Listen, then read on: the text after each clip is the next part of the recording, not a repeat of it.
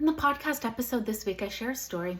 It's an old story that you've probably heard where something happens to a man and his neighbor's like, oh no, this is terrible. And he's like, well, we'll see. And then the very next day something happens and the neighbor's like, this is wonderful. And the man's like, we'll see. And then it goes on, right?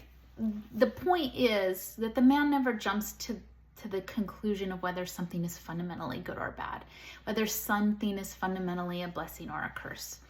And I think this is such a powerful lesson for those of us in a mixed faith marriage. When there's a faith transition in a mixed faith marriage, a lot of times we want to jump right to like, this is terrible or this is wonderful. And we want to be definitive in the impact it's going to have on ourselves, on our marriage, and on our children. And I like this story because it really asks us to pause, to not make those judgments right away. And it can be such a helpful lesson for those of us in a mixed faith marriage. Like, we don't know how it's